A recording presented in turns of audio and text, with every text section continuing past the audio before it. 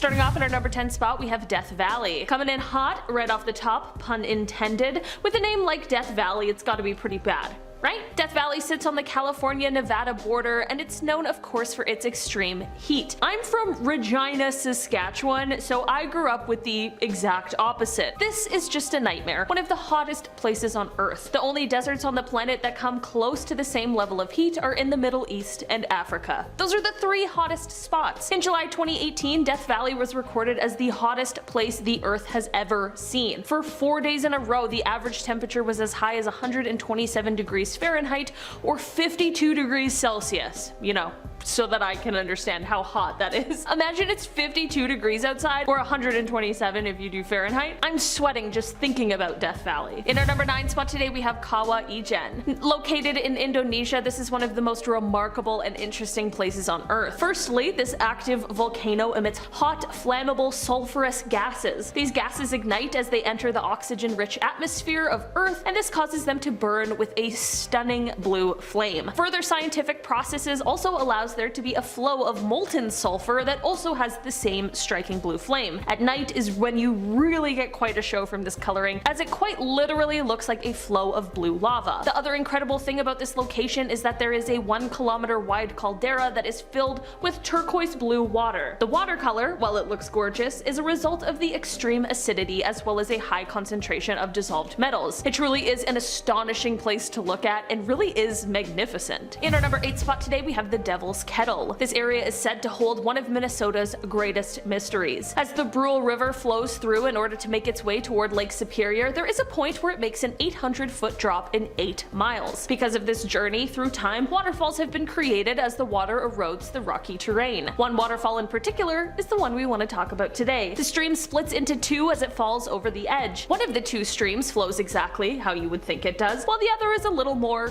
mysterious. On this side, the water rushes into a cavern that seems to go nowhere. This cavern never fills up somehow, but no one can figure out where the water is going. It's a strange phenomena that has resulted in the fall gaining the nickname the Devil's Kettle. It is said that people have tried to place things in the water that might help show them where the water is flowing to, but despite these efforts, the items were just never seen again. In our number 7 spot today, we have Lake Natron. We've got a few bodies of water on this list, and each one is horrible in their own unique way. Lake Natron in North Tanzania is considered one of the most inhospitable areas in the world. The lake's extreme levels of sodium carbonate decahydrate makes the water corrosive to human skin and eyes. The thing that really catches your eye and makes you want to investigate the lake further is its red hue. This is due to cyanobacteria, but the only animal you'll see in this area is a flamingo. The protection of this lake is vital for us and wildlife. In our number 6 spot today, we have Hessdalen Valley. This is an area that is located in rural central Norway, and while I'm sure it's a wonderful place, we're specifically talking today about what is called the Hessdalen lights. These lights are of unknown origin, they appear in both the day and the night, and they sort of just float through the valley. It is said that the time where the lights appeared the most frequently was between the end of 1981 and 1984, with 15 to 20 sightings per week, but that as of 2010, sightings of the lights is only around 10 to 20 times annually. The lights are usually white, yellow, or red, and sometimes they appear for only a few seconds, while other times they'll stick around for over an hour. The weirdest thing to me is that these lights move. Sometimes they move insanely fast, other times they're slowly swaying back and forth,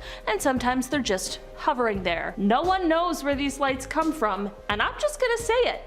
Aliens. There are some currently working hypotheses that one day may be able to explain this phenomena, but for now we're just left guessing. But I'm not guessing, I'm convinced it's aliens. In our number 5 spot today, we have lightning. In western Venezuela, right over the Catatumbo River, there are these insane, intense lightning storms, and it's a complete atmospheric phenomenon. This lightning occurs during 140 to 160 nights a year, 9 hours per day, and from 16 to 40 times per minute. That is absolutely insane. That's so much lightning. Another thing that's so fascinating about this lightning is that it is colorful and it doesn't produce any thunder. The lightning does change its frequency up from time to time, and at one point it stopped for a few weeks, and people thought that maybe it was going to have been exhausted forever, but that changed when the lightning came back, putting it right back on our list of mysteries that we just can't quite figure out. Many people have studied this lightning, trying to figure out how exactly it has been created and what makes this phenomena what it is, but we just aren't yet quite sure. In our number 4 spot today, we have the Boiling River. River. It is pretty common knowledge that the Amazon is home to the longest river in the world, but there is another river found in the Amazon rainforest that is equally as astonishing, but for a different reason. The boiling river got its name for being exactly that, as it is a river that is near a boiling point at all times. The water temperature reaches up to 93 degrees Celsius, which is just shy of the boiling point, and the steam coming off of the surface of the water is an obvious warning to all living creatures that it is absolutely unswimmable. You could, however, poach an egg in this river, although that is probably not the recommended cooking method. There is still debate around the source of heat for this river, but as of right now it is believed to be entirely natural and geothermal. Since the river is not near any active volcanoes or geothermal vents, however, it is quite an anomaly. There are of course more local legends that state the river is a place of power, and that the Mother of the Waters is responsible for the creation of this incredible and strange river, but either way, just don't swim in the river, and everything will be fine.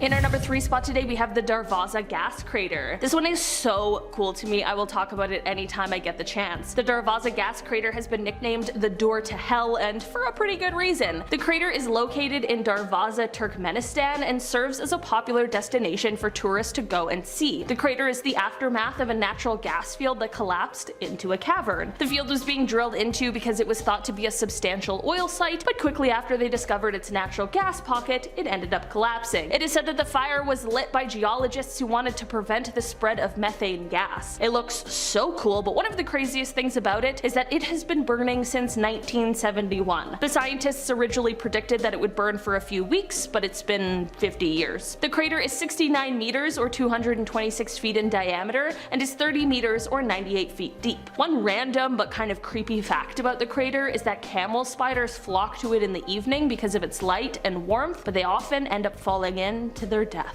In our number 2 spot today we have Lake Vostok. Lake Vostok is one of the Earth's lost worlds, despite it being the world's 6th largest lake by volume, and that is because it is a subglacial lake that has been covered in a thick layer of ice for millions and millions of years. Because of this thick layer of ice, there is little to no sunlight that is able to reach the water, but despite this and the freezing cold temperature, it is believed that this lake is the home to many undiscovered species. It is extremely difficult to search this water because of the ice, and scientists thankfully don't want to contaminate the water with things like antifreeze, so for now the lake and all it has to offer is going to stay unknown and unexplored. In our number 1 spot today we have northern Patagonia. This is one of the most interesting and wildest landscapes in the entire world, and most definitely in Chile alone. Northern Patagonia is home to one of the largest ice fields that is outside of the polar regions. When we combine the temperate rainforests, hot springs, and huge glaciers, it can get a bit dicey in terms of exploration and mapping. Northern Patagonia is by far the most rugged and remote place in the country, but it is said to be absolutely breathtaking. It is full of unclimbed mountains, clear rivers, and turquoise lakes, but exploring it is very much a test on humans. As much as it would be amazing to see everything it has to offer, this one is most definitely not for the average tourist. Starting off in our number 10 spot we have the Olmec Colossal Heads. The Olmec civilization has often been referred to as the mother culture of Mesoamerica, and from somewhere between 1400 to 400 BC, the civilization rose in the Mexican Gulf Coast. Now, over 2 millennia later, in 1862 a farmer was digging that very same land that they once lived on, and he came across an extremely large stone head. From here research continued, and this turned out to be one of 17 stone heads that are thought to have been portraits of the rulers at the time. The statues are all somewhere from 5 to 10 feet tall, but they are extremely heavy. Like heavier than a full-grown elephant. The reason it is believed that these stone heads were made to model rulers of the time is because they all share similar features, but they are each made with different expressions, slightly different facial features, and different headdresses. While the first discovery of the stone head was close to the source of the basalt stone that was used to make them, most of the heads are like 60 miles away from there. So we have absolutely no idea how these ancient people were able to make these stones. We just know it wasn't an easy task by any means. In our number 9 spot today we have Gafsa Lake. A desert isn't exactly the first place you think of when someone asks if you want to go to the lake, but how about when a lake miraculously pops up in the middle of one? In 2014, in a desert in Tunisia, a lake seemingly just popped out of nowhere. And not like a small lake either. This lake was around 2.6 acres large, and it was estimated to be about 18 meters deep. As you can imagine, people of course started swimming in it immediately rather than questioning the safety of a lake that came out of nowhere, and this turned out to not be the best idea. What a surprise. While it isn't 100% clear how this anomaly happened, moment, it is possible that the water may have come from the nearby phosphate mines, as there might have been an underground spring that was freed in the mining process. This, however, would contaminate the water with carcinogens, some of them potentially radioactive. So while it would certainly be really cool to see this spontaneous lake, the risks probably aren't worth taking a dip.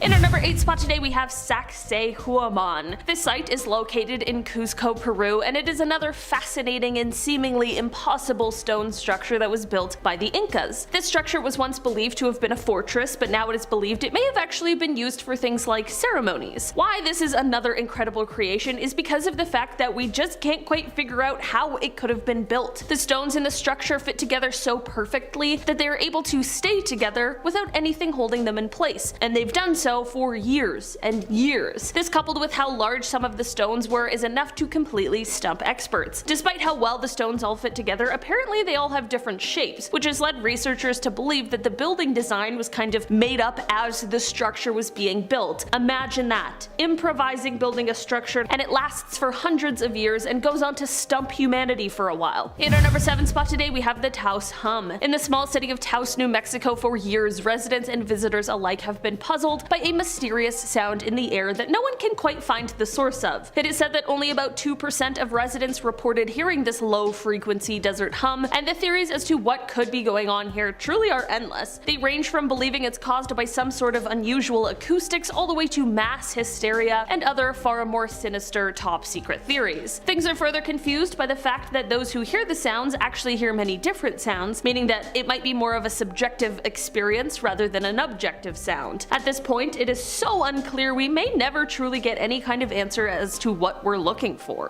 In our number 6 spot today, we have fairy circles. Fairy circles sounds like the cutest and sweetest thing, and while this isn't a horrifying discovery, it's not as cute as the name might suggest. In the Namib Desert, there has been these circles found in the middle of areas of vegetation where perfectly fine and fertile ground has no grass growing at all. It's never found in any other shape, only circles, and these circles are evenly spaced out, which is super weird. Some people suspected fire or wind, but these patches can last for years and years at a time, some lasting for a whole 75 years. It wasn't until 2017 that a more reasonable explanation came into play, and that is that these circles might be the sites of previous termite colonies, and the plant root systems do this automatically in order to efficiently distribute water during the inevitable shortages that are going to happen in a desert environment. This is just a theory, however, so no one really knows yet what is going on here, so I think I'll just stick to the theory that it's fairies. In our number 5 spot today, we have the Moval Cave. This cave is located in Romania, just a few kilometers from the coast of the Black Sea, and it was first discovered in 1986. This cave has been isolated from the outside world for millions of years, and basically everything that goes on inside of it is different than what we are used to. The cave life is not based on photosynthesis and rather chemosynthesis. The level of oxygen in the cave is around a third of what is normally found in the atmosphere, and of the 48 species found in the cave, 33 of them were endemic, meaning that they can't be found anywhere else in the world. It is just crazy that it is possible for 5.5 million years that creatures on this planet could be living an entirely different life than the rest of us, inside of a previously undiscovered place. In our number 4 spot today, we have Point Nemo. This is the most remote location on Earth. It's officially known as the oceanic pole of inaccessibility because it's the furthest point away from land. This area is surrounded by more than 1,000 miles of ocean in every direction. There's obviously no humans who live even close to Point Nemo, which is why it is called that in the first place, Nemo being Latin for no one. While this may not be a scientifically impossible place, it's just this one fact that is honestly so shocking to me, and it is what got this place a spot on this list. This location is so isolated that the closest people to Nemo aren't even on this Earth. Since the inhabited area closest to the point is over 1,000 miles away, the humans aboard the International Space Station are way closer than anyone on land. In our number 3 spot today, we have the Doubletree. This Doubletree is located in Italy, and when you look at it at first, it just simply doesn't seem possible. Referred to as the Doubletree of Cazorzo, this is a healthy cherry tree that is growing out of a mulberry tree. This isn't the first ever case of a parasitic tree, but what sets this one apart is its health and longevity. Previous examples of parasitic trees have been small, stunted trees that don't live for very long, but in in this case, these trees are fully formed and healthy, and no one is really sure how this all happened. The roots of the cherry tree were able to push through the mulberry tree's trunk where they could extend into the soil below, and thus the healthiest doubletree ever was born. In our number 2 spot today, we have Lake Karachay. This is a small lake that is located in central Russia in the southern Ural Mountains. While it was once just a regular old lake, starting in 1951, the Soviet Union began using it as a dumping ground for radioactive waste from the Mayak, which was the nearby nuclear waste storage and reprocessing facility. While this lake was originally too small to be used as a source of cooling water, they found that it was the perfect size to be a convenient dumping ground for high-level radioactive material that was too hot to store in the facility's underground vats. While the original intention was to only use the lake for storage purposes and then one day to return the radioactive material to the plant, this of course didn't work out even close to according to plan, considering the lake quickly turned lethal. I didn't know it took a genius to figure that out, but I suppose hindsight is 2020. The lake is now one of the most contaminated, polluted, and dangerous places in the entire world, and the radioactivity in the lake is comparable to what it was once like in Chernobyl. The lake is very interesting to look at, but maybe not in the best way. It is said that even being near the lake for as short as an hour is enough to give a deadly dose of radiation. In our number 1 spot today, we have the Nazca Lines. If you were to head to the Nazca Desert, just about 200 miles southeast of Lima in southern Peru, you'd find the most famous geoglyphs in the world, the Nazca Lines. Researchers believe that these lines might be something like 2 millennia old, and other than how they are incredible works of art, they are completely baffling. The geoglyphs are more than 800 long white lines etched into the desert, as well as 300 geometric shapes and 70 different animal figures. The biggest shape stretches around 1,200 feet across, which leads to my point about why these lines are so incredibly fascinating. These images can only be fully seen from high above in the air, so thinking back 2,000 years ago, how did humans make these without the vantage points we have now? I'm not exactly sure, but it is definitely nothing shy of amazing. Starting off this list in our number 10 spot, we have Alert!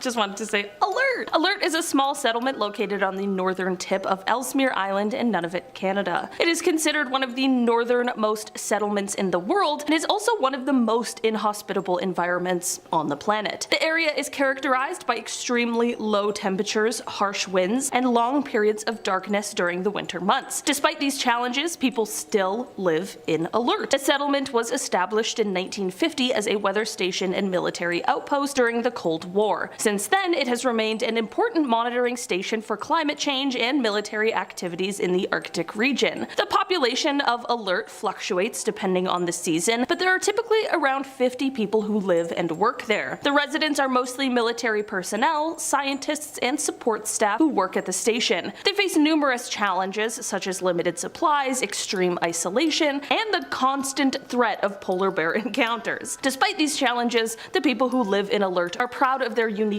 community and the important work that they do. They have developed a strong sense of camaraderie and resilience that is necessary for survival in such an extreme environment. In our number 9 spot today, we have the Danakil Depression. We are going from one extreme to the other. The Danakil Depression is a part of the Afar Triangle in Ethiopia and is a geological depression that came about as a result of Africa and Asia moving apart. The divergence of 3 tectonic plates caused rifting and volcanic activity. This place is the hottest place on Earth in terms of average year-round temperatures, and it is also one of the lowest places on Earth at 100 meters below sea level. There are active volcanoes in the area, there are salt springs, sulfur springs, and it only gets about 4 to 8 inches of rain every year. What I'm saying is that this place is stunning and has an incredibly rich geological history, but it also fully looks like it could be from another planet. This otherworldly landscape and quite inhospitable environment is the home to the Afar people. Somehow they have overcome the odds and the obstacles and managed to thrive in this extreme environment, and it is said that this was made possible over the centuries by their ability to adapt to need less food and water than other humans. Honestly, it's one of the most remarkable things I've ever heard. The Danakil Depression is a popular destination for adventurous travelers who are seeking an experience that is truly out of this world. Visitors can explore the area on foot or by camel, taking in the breathtaking views of the alien-like landscape. Despite the harsh conditions, the area is also home to to a number of fascinating animals and plants that have also adapted to this very unique environment. In our number 8 spot today we have Kabwe. Located in Zambia, this place has been described as the world's most toxic town. The toxins in this town are due to the previous century of mining and smelting, which led to generations being exposed to unbelievable amounts of toxins and a mass lead poisoning. The plants closed in 1994, but at that point the damage had already been done. The population of 220,000 people that still live here are still exposed to lead in the dust and soil that is 10 times the US safety limit, but they stay out of necessity. At this point in time, the World Bank is now conducting a $65 million remediation project, and while that is great news, unfortunately, nothing can be done for all of the people who had to deal with this for the last century and a half. In our number 7 spot today, we have Omeokon. This place is located in Russia, and if you've heard of it before, there's a chance it might be because it is known as the coldest inhabited place on Earth. This town has a population of around 500 residents who live in an average temperature of around -40 degrees Celsius, although in the summertime the temperature does get to around 0. The ground is covered in permafrost, which of course makes growing crops an impossibility, so the main source of food is meat and fish. Due to the temperature here, living of course has to look a little different. It's too cold for plumbing pipes, so restrooms are usually outhouses, engines freeze easily, so cars are usually running continuously, and during the shortest days, the residents live in darkness for 21 hours a day. Getting to this small town can take you quite some time as well. If you're coming from Moscow, I don't know why you would be, if you're coming from Moscow, you'll have to take a flight to one of the closest towns, which are both still over 900 kilometers away. The road from these cities that leads to the town is called the Road of Bones, which is extremely ominous sounding, and probably a road that should not be traveled alone,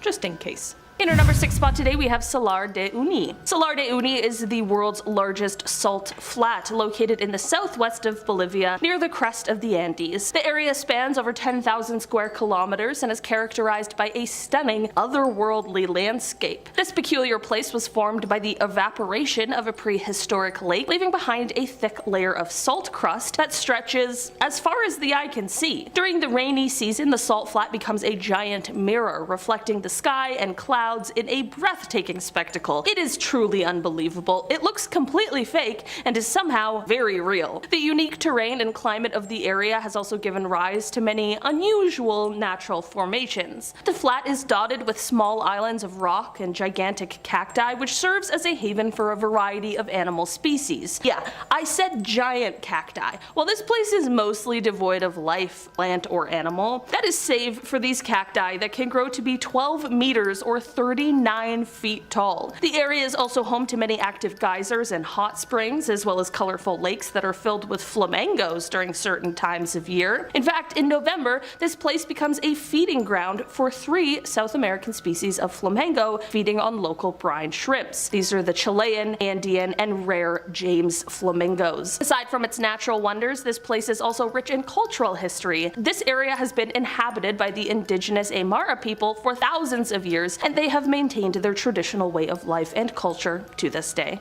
In our number 5 spot today we have Itorkotami. This town is located in one of the most remote areas of Greenland and actually requires a helicopter ride from the nearest airport in order to actually get to the town. It was founded quite recently, actually in 1925, by a Danish polar explorer and around 80 Inuit settlers, and it is about as far as you can get from any other inhabited area in Greenland. Despite this recent settling based on ruins and other archaeological remains, it became clear that this area was once inhabited sometime in our history by Inuit populations of the past. There's around 450 residents, and the town is known for its wildlife that includes polar bears, musk oxen, and seals. This place can be a popular tourist destination because of the stunning northern lights, as well as other natural wonders. Cruise ships also love to stop here, but that can be a little tricky considering 9 months out of the year, sea ice will block any ship from docking. In our number 4 spot today we have La Rinconada. This town is located near the Peruvian Andes, very very close to a gold mine. It is actually the highest permanent settlement in the world at 5,100 meters above sea level. Between 2001 and 2009, the population of this town increased greatly because the price of gold rose 235% during that time. Because of the elevation, the town has an alpine tundra climate and an average temperature of around 1 degree Celsius. The city has no running water or sewage, and the population of people who live here are working themselves to the bone in extremely dangerous mercury-filled mines. They're also working under some pretty horrible conditions where they work 25 days of the month for no pay, and then 5 days of the month they can work for themselves, and they are allowed to take as much ore as they can carry on their shoulders. There is no guarantee that the ore will have any gold in it, however. And this terrible system is why many of the town's residents live in poverty. The town is a 6-hour bus ride from the nearest city on unpaved roads, and there isn't really a regular bus schedule, which makes it a fairly difficult place to get to. In our number 3 spot today, we have Lake Nyos. Lake Nyos is located in Cameroon, and it is different from any regular old lake because of the volcanic crater that it sits in. The magma floor releases carbon dioxide into both the water and the surrounding air, making it a less than ideal place to live and breathe. Usually the CO2 just dissipates into the air, mostly harmlessly, but in 1986 there was a limnic eruption that caused catastrophe. A limnic eruption is very rare, but it's what happens when dissolved carbon dioxide suddenly erupts from lake waters, which then goes on to form a gas cloud. The resulting gas cloud is extremely dangerous. It is capable of displacing the oxygen in the area, which of course is lethal to any living thing in the area, which is exactly what happened in 1986. This limnic eruption caused a noxious cloud of more than 1 million tons of CO2. This ended up taking the lives of the 1,700 people in the area, as well as the 3,500 livestock, which made it the first known large-scale asphyxiation caused by a natural event. Despite the threat of another eruption, as well as the lake's weakening walls that could result in a massive flood, people have resettled the area around the lake. I'm not gonna lie, I wouldn't risk it, which makes me wonder why these people chose here. I'm sure there's gotta be a reason.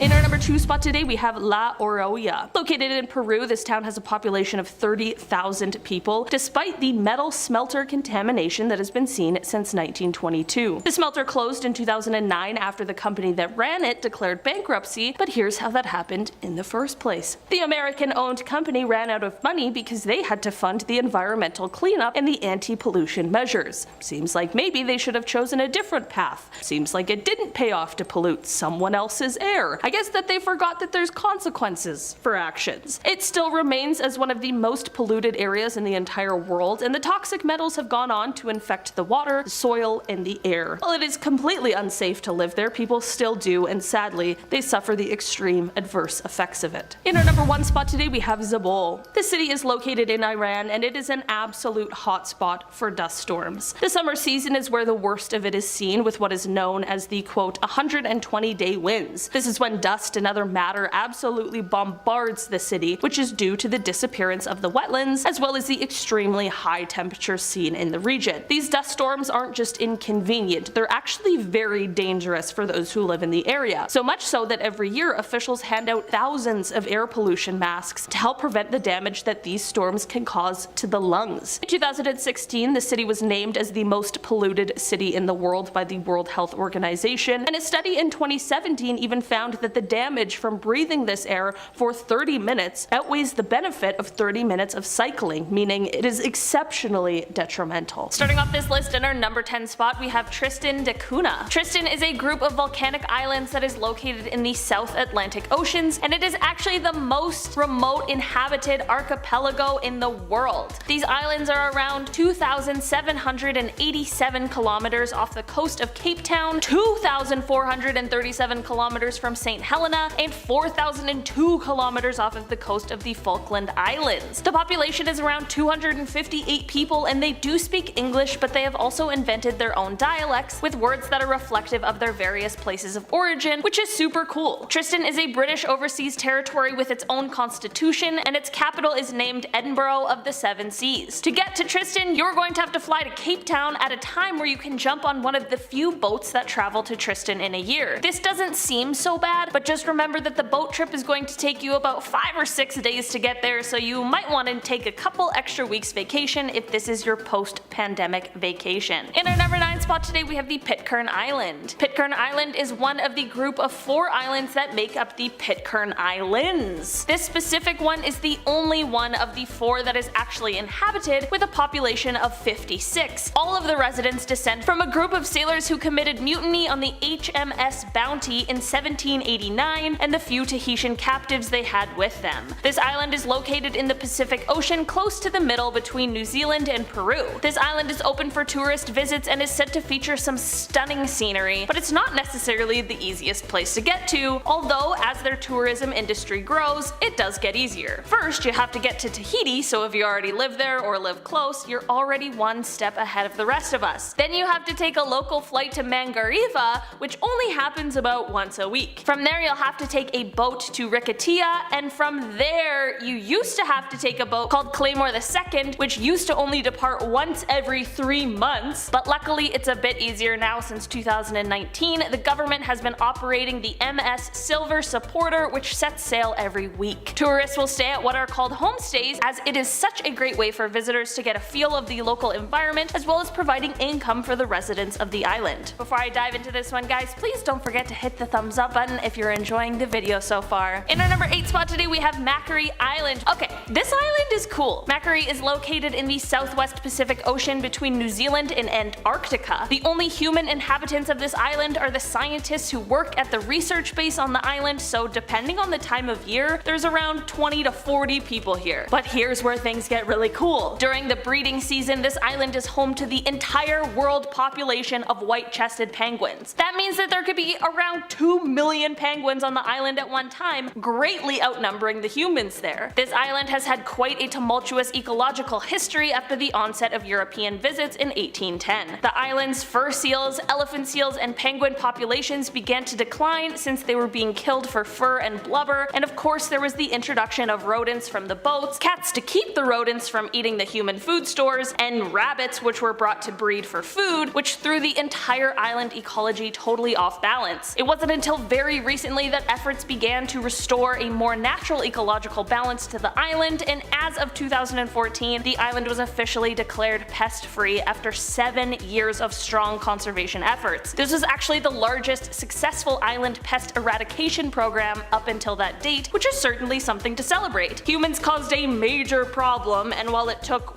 much too long to fix, I guess the bright side is that it happened at some point. In our number 6 spot today, we have Easter Island. Okay, so most of us have heard of Easter Island before, but did you know that it's one of the most remote places? Remember the Pitcairn Island we talked about before? Well, that island is the closest inhabited place to Easter Island, so clearly they're both pretty difficult to access. The closest continental point to Easter Island is a point in central Chile that is 3,512 kilometers away. Easter Island is of course a huge tourist destination, as people come from all over to marvel at the iconic Moai statues that the island is famous for. There is much debate over when the island first became inhabited, with some experts claiming it to be around 800 CE, while others swear it was around 1200 CE, but either way, the original inhabitants created an incredible, thriving life on the island. The island is currently home to around 3,300 residents, and in 2007, the island was given the constitutional status of a special territory. In our number 4 spot today, we have the Siwa Oasis. Siwa is an urban oasis between the Qattara Depression and the Great Sand Sea in the Western Desert. This oasis is one of Egypt's most isolated settlements, but it is home to around 33,000 people. The residents have developed a unique and isolated desert culture and language called Siwi, but they are also fluent in an Egyptian dialect of Arabic. The oasis isn't necessarily a super popular tourist destination, as the closest city is Cairo, and the oasis is around a 5-hour bus ride away and is of course in the middle of the desert, but those who do take the trip certainly aren't disappointed. If visiting, you can enjoy some locally grown dates and olives, which I can only imagine are incredible. You can swim in Cleopatra's Bath, which is a mineral spring, and you can even stay at the Desert Eco Lodge, which is built from mud and salt. Tourism is actually a vital source of income for the oasis, so visitors are definitely welcomed. Because of how isolated Siwa is, the culture and traditions of the people who live here really have been preserved, which would make it such an interesting and wonderful place to visit. If I ever get the incredible opportunity of going to Egypt, I think Siwa would be on the top of the list for places to visit. In our number 2 spot today, we have the Cocos Islands. The Cocos Islands are an Australian external territory located in the Indian Ocean and comprise comprises a small archipelago that is around halfway between Australia and Sri Lanka. The Cocos Islands consist of 2 coral atolls that are made up of 27 different coral islands. Out of these 27 islands, only 2 of them are inhabited, with a population of around 600 in total. Because of the isolation of the islands, the people who live here have really kept their language and religious practices as well as other traditions alive, which is such a great thing. Visitors of course have so much to learn about the inhabitants' traditions, but other than that, tourists can go kite surfing, snorkeling, surfing, and bird watching. One of the islands was actually even voted to have the best beach in Australia. One of the islands does actually have an airport with 1 single runway, and a flight can be taken to the island from the closest city, which is Perth, at 2,700 miles away, but the flights only happen around twice a week. In our number 1 spot today we have Palmerston Island. Palmerston Island is a coral atoll located in the Cook Islands in the Pacific Ocean. Palmerston is a very small islet in a series of small islets that are located on a ring of coral reef that encloses a lagoon. The only one of these islets that is inhabited is one that's named home. The closest island to Palmerston is Rarotonga, which is the capital of the Cook Islands, and it would be about a 2-day sailing trip to make it the 500-kilometer distance. But if you aren't already on that island or planning to stop at both islands, the closest trip would be about an 8-day sail from Tahiti. Since the islet is so small, there of course is no airport, so ships are the only way to get here, and supply ships only visit the inhabited island a few times a year. The reef only allows room for smaller boats to pass through, which makes any kind of larger ship unsafe to pass. The island does see a tropical climate, but it is very exposed to tropical cyclones, which of course would cause a whole bunch of problems. Starting off this countdown, we have Svalbard. This is a group of islands located between mainland Norway and the North Pole. In fact, it has been given the name as one of the world's northernmost inhabited areas. Just over 2,000 individuals live there. In fact, there's more polar bears living there than humans. And sometimes the bears like to wander into the town. And if you want to leave the outskirts of the town, you have to carry a firearm in defense,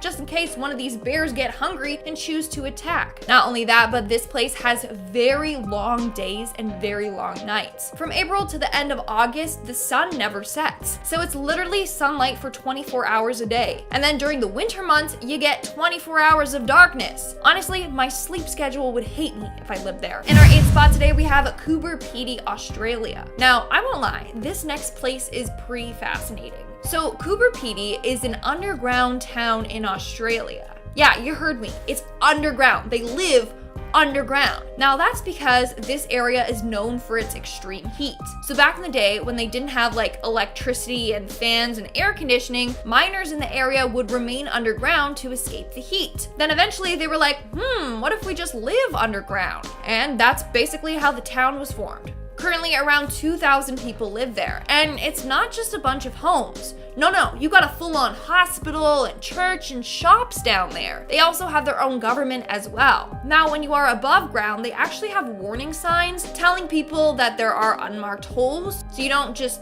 fall through someone's chimney and end up in their living room. Not gonna lie though, this place would be really cool to visit. In our 7th spot today, we have Atacama Desert. Some areas in this desert haven't seen precipitation in 400 years. That's how dry it is there. In fact, its soil is drier than any other on Earth. So dry that no organism can live in it, meaning they can't even farm because all crops would just immediately die. With all that being said, this area is home to the Atacameo tribe. They've been living there since before the Inca Empire. In order to survive, farmers lay the horns of freshly killed cattle to attract insects, which then fertilize the land to increase crop yields. Not only that, but they capture moisture using fog nets in order to create water. So it's pretty clever if you ask me. Moving on to number 6, we have Dalol, Ethiopia. Now this town has been given the name the Gateway to Hell, and that's because it can reach temperatures of 145 degrees. In fact, due to its heat, it is said to be the hottest inhabited place on Earth. One reason why it's so hot is because it sits above an active volcano. It's so hot that if you stand in one place for a few minutes, it could literally melt your shoes. So you might be wondering, if it's so hot, how do people there even survive? Well, they paint their homes and objects so that it will reflect the sun. But as of now, it's a ghost town. No one lives there permanently, but people do go there to visit. We're now at our 5th and halfway mark with Magingo Island. Magingo Island is a small island located on Lake Victoria, which is the largest lake in Africa. How small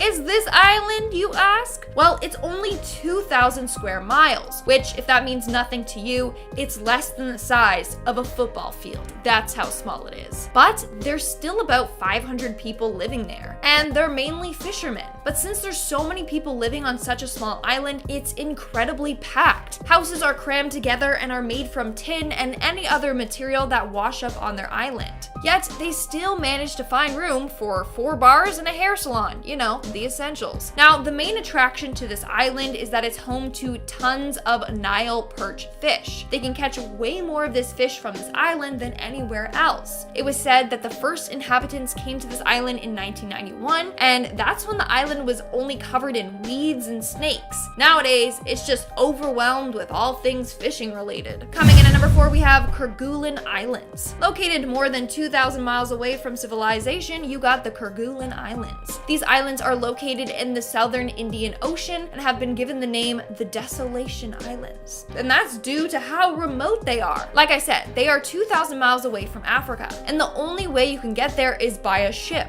But this ship only operates 4 days a year. Not only that, but the weather there isn't great. They get rain, sleet, or snow 300 days a year. The only people that dare to live there are French researchers. 50 stay there in the winter, 100 in the summer. Besides them, they have no permanent residence. In our 3rd spot today, we have Madog. This is the most remote county in Tibet. The only way to get there is by a single highway. But before that highway was built in 2013, the only way you could get there was by crossing a 200-meter long suspension cable 100 meters high in the air. And in order to bring supplies in, they had to carry it in and out by hand. Now, there have been attempts to create more roads or highways leading into this area. However, a number of mudslides and earthquakes have taken them down. Moving on to number 2, we have Amundsen Scott South Pole. Located 9,000 feet above sea level on an ice sheet, we have Amundsen Scott South Pole Station. This is a station that the United States use for scientific research. This station is the only inhabited place on Earth where the sun is continuously visible for 6 months and then is continuously dark for the next 6 months. As a result, they say they only have 1 day and 1 night per year. Not only that, but the weather there is very frigid. The temperatures can dip as low as minus 90 degrees, making it one of the most coldest places on Earth. The only people living there are 50 to 200 researchers, and their food and supplies are dropped to them by cargo planes. And in our number 1 spot today, we have Longyearbyen. This is the world's northernmost settlement. It's located in the Svalbard archipelago,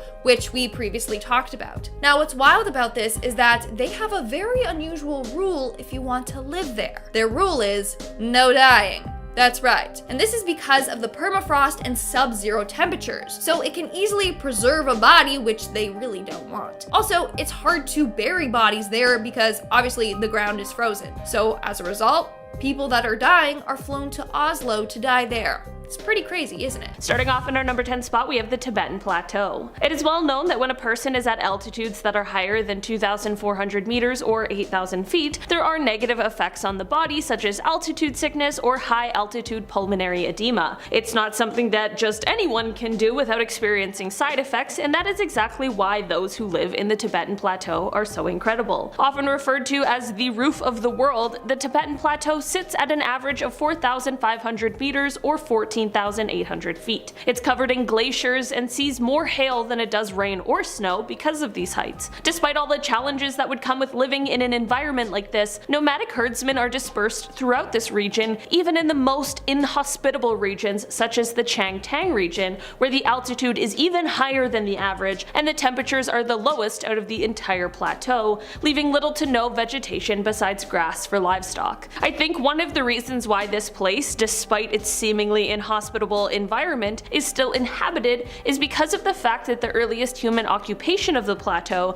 is thought to have happened around 30,000 to 40,000 years ago. That's some deep roots, and it's a clear testament to those that still live there. In our number 8 spot today we have Zabul. This city is located in Iran, and it is an absolute hotspot for dust storms. The summer season is where the worst of it is seen, with what is known as the 120-day winds. This is when dust and other matter absolutely bombards the city, which is due to the disappearance of the wetlands as well as the extremely high temperatures seen in the region. These dust storms aren't just inconvenient, they're actually very dangerous for those who live in the area. So much so that every year officials hand out thousands of air pollution masks to help prevent the damage that these storms can cause to the lungs. In 2016, the city was named as the most polluted city in the world by the World Health Organization, and a study in 2017 even found that the damage from breathing this air for 30 minutes outweighs the benefit of 30 minutes of cycling, meaning it is exceptionally detrimental. In our number 7 spot today we have St. Kilda. St. Kilda is the most remote settlement of the British Isles, and it is so isolated that it is often cut off by storms for weeks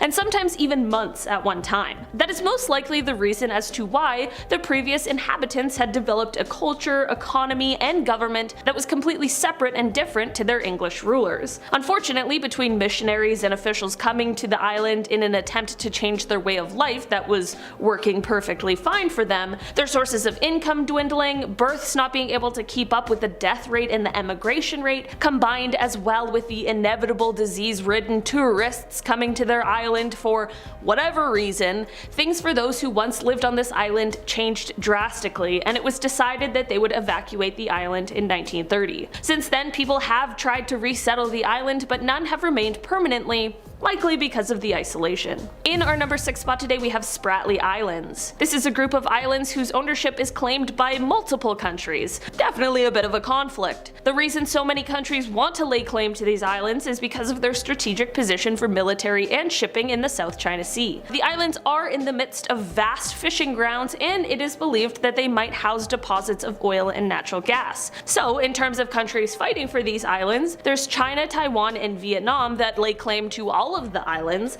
with Malaysia and the Philippines claiming smaller portions of the entire group. Because of this controversy over who these islands actually belong to, there aren't any permanent settlements that exist on these islands, but all 5 of these countries occupy them with military forces. It is also said that China has begun to build artificial islands in the area, which has come under scrutiny, as this is quite harmful and detrimental to local coral reefs. In our number 5 spot today we have Surtsey Island. Okay, this island isn't terrifying per se, but it is exceptionally interesting. So basically, this island was born in 1963, and by that I mean it emerged from the sea in that year just off of the coast of Iceland after 4 years of being formed by an undersea volcano. A brand new island? What could we possibly do with that? While I'm sure humans could find 1,000,001 ways to ruin it, surprisingly we decided not to do that at all. Instead, this island was protected in order to allow scientists to study how new ecosystems form and what happens when there's no human involvement. This means that while there isn't a permanent settlement here, there are scientists who come to study on the island, and they have very strict rules to adhere to. One of these rules is no seeds and no using the facilities on the island. That last rule is because one day when scientists found a tomato growing on the island, they were quite confused as to how. Turns out somebody had gone number 2 not too long before, and thus a new poop tomato was grown from the ground. That's terrifying, a poop tomato. In our number 4 spot today we have Centralia. Located in Pennsylvania, this town is often referred to as one of the gateways to hell. That is due to the fire that spread in an underground coal mine underneath the town in 1962. Despite the years it's been, the fire still blazes underground, which causes the smoke and poisonous gases to rise up and out, not only causing an eerie appearance, but a serious health hazard as well. The temperatures can be so hot in areas that one guy's backyard was measured at 626 degrees Fahrenheit. Sometimes the fire will also burn through supports underground, which in the end turns into a sinkhole. This has caused pets, wildlife, and residents to unsuspectingly get swallowed up into the hole. In 1984, the US government ordered ordered a total evacuation of the town, but a handful of residents refused to leave and even went to court over their right to stay in the town for as long as they live. In our number 6 spot today we have Wittenoom. This place in Australia is the home of a former blue asbestos mine, which is exactly what makes it one of the most contaminated places in the country. I mean this literally, the roads were paved with asbestos even after the mine shut down in 1966. While this city was once the home to 20,000 residents, the population dropped significantly after the deaths of 300 former mine workers from mesothelioma. Apparently it was decided that it would be too expensive to clean up the town, so instead the government just declared it unfit to inhabit and took it off the maps. While most people have since left the town, it is said that 3 residents refused to leave and still remain in the almost completely abandoned town. In our number 1 spot today we have La Oroya. Located in Peru, this town has a population of 30,000 people despite the metal smelter contamination that has been seen since 1922. The smelter closed in 2009 after the company that ran it declared bankruptcy, but here's how that happened in the first place. The American-owned company ran out of money because they had to fund the environmental cleanup and the anti-pollution measures. Seems like maybe they should have chosen a different path. Seems like it didn't pay off to pollute someone else's air. I guess they forgot that there's consequences for actions. It still remains as one of the most polluted areas in the entire world, and the toxic metals have gone on to infect the water, the soil, and the air. While it is completely unsafe to live there, people still do, and sadly, they suffer the extreme adverse effects of it.